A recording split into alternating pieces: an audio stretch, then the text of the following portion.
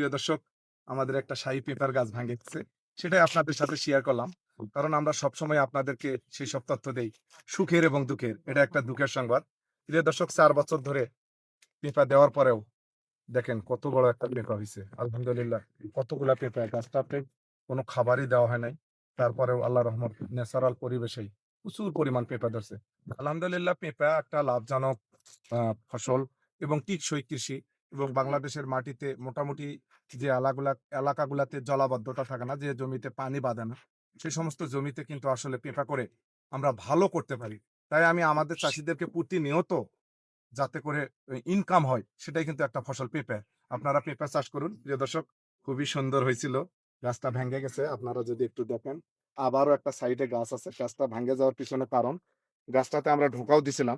কিন্তু তারপরেও আসলে এর লোড এত পরিমাণ বেশি হয়েছিল। শাহী পেঁপার সবচেয়ে যেটা হ্যাঁ, একটা খারাপ দিক, সেটা এত পরিমাণ পেঁপা ধরে যেটা গাছ আসলে ভারসাম্য রক্ষা করতে পারে না। আমরা ৩-৪ টা করে গোঁজ দেওয়ার আগেও যখন পেঁপাগুলাকে করছিলাম, ৩-৪ টা গোঁজ দেওয়া আটকা যায় না। তাই যারা শাহী পেঁপা করবেন তারা অবশ্যই ভালোভাবে করবেন। পেঁপাগুলা আসলে নষ্ট হয়ে গেল। করার কিছু নাই। কৃষিতে ঘাত নিয়ে কৃষির জীবন। ইনশাআল্লাহ আপনারা দোয়া করবেন আমরা যেন ধৈর্য ধারণ করতে পারি। আবার আমরা চেষ্টা করতেছি। একটা গাছ ভেঙে গেলেও আরেকটা আছে আলহামদুলিল্লাহ।